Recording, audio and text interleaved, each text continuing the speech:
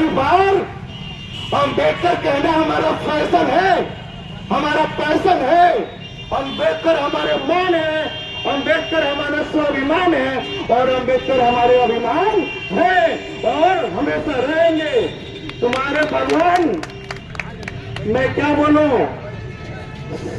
बड़े ही इस शब्द को मैं कई बार बोलता हूं और आज भी बोलना चाहूंगा कि रुतबा मेरे सर को तेरे संविधान से मिला है। रुतबा मेरे सर को बाबा तेरे संविधान से मिला है। ये गौरव भी मुझे तेरे संविधान से मिला है। औरों को जो मिला होगा उनके मुकद्दर से मिला होगा, हमें तो अपना मुकद्दर भी बाबा तेरे संविधान से मिला है। सुन लो तरीपार, अगर तुम्हारा भगवान दूसरा है तो उस भगवान के आश्रय में जाओ। इस बाबा साहब के बनाए हुए संसद में, बनाए हुए संविधान के माध्यम से इन संसद में तुम कर क्या रहे हो? अगर तुम्हारा भगवान कोई और हो सकता है तो आप मंदिरों को छोड़ के क्यों आ रहे हो इस संसद में? आप मंदिरों के मठ पे जाओ, मंदिरों के मठाधीश बनो और आप भगवान को प्राप्त हो जाओ और अपने मुक्ति के मार्ग पर जाओ। आप जैसे तरीपार का इस देश की संसद में कोई जगह नहीं है। बड़े ही बिल्कुल मैं आपको कड़े स्वर में कहना चाहता हूं कि बाबा साहब का, एक बाबा साहब के प्रति एक शब्द भी अपमानजनक का ये देश स्वीकार नहीं करेगा। ये देश किसी के बाप का नहीं है।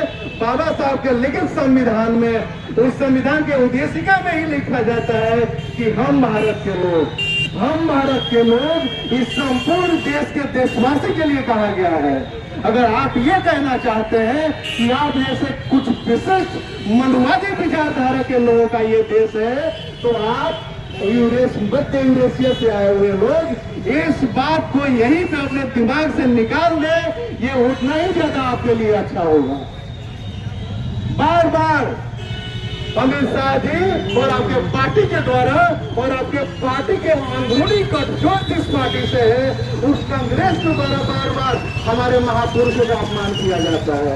हमको ये समझ में नहीं आता है कि जब इस देश का संविधान 26 जनवरी 1949 को समर्पित किया गया, तब से आज तक इसी कांग्रेस ने 35 साल लगा दिया इस बाबा साहब को भारत रत्न देने में, सम्मान देने में।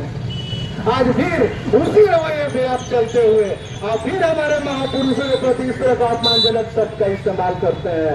कान खोलकर सुन लीजिए कि अगर आप माफी नहीं मांगते हैं, अगर आप इस्तीफा नहीं देते हैं, तब तक हमारा प्रदर्शन रुकने का नाम नहीं लेगा और इस तरह का महापुरुषों का अपमान बर्दाश्त नहीं किया जाएगा।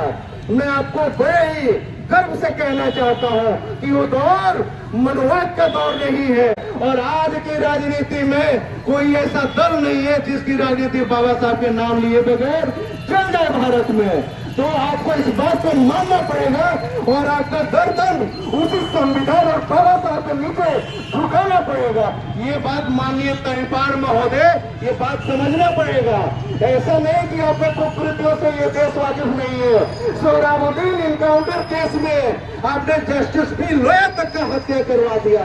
आप क्या समझते हैं जिस दिन आपकी फाइलें खुलनी शुरू हो जाएंगी ना, उस दिन ये देश आपको माफ नहीं करने वाला है। क्या क्या किया आपने? बड़े बड़े उद्योगपतियों के आप कर्जे माफ करते हो, हाँ, उद्योगपतियों के अलावा राफेल का डील करते हो। उस राफेल की डील में जब आपकी चोरी पकड़ी जाती है तो आप मीडिया मैनेज करते हो। मुझे समझ में ये नहीं आता है कि जब आप राफेल का डील करते हैं तो डील करने के बाद आप जो संपूर्ण ये जनता के सामने उसकी पारदर्शिता को क्यों नहीं रखते हैं?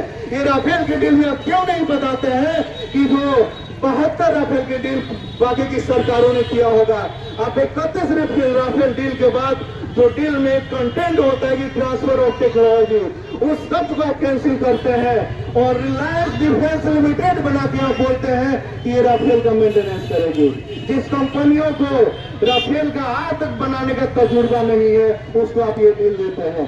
देशद्रोही की संज्ञा को पार करते हुए बीएसएनएल जैसी कंपनियों को आप यहाँ पे बेचने का काम करते हैं। आप जियो को आगे बढ़ाने के लिए बीएसएनएल को रसातल में पहुंचा देते हैं। ये आपके कुकृतियों से पूरा देश वाकिफ है। आप क्या समझते हैं, जब आपका डाउन टाइम शुरुआत होगा ना तरीपार महोदय, ये देश आपको ऐसे खदेगा कि दोबारा आपकी परछाई तक दिखाई नहीं देगी। फिर भी आप जो भी करें, ये सब कुछ करते रहे, ये आपके संविधान में लिखा हुआ होगा। लेकिन बहुजन समाज पार्टी के माध्यम से मैं आपको इत्तला कर देना चाहता हूँ कि किसी भी स्तर पर बहुजन महापुरुषों का अपमान स्वीकार नहीं किया जाएगा।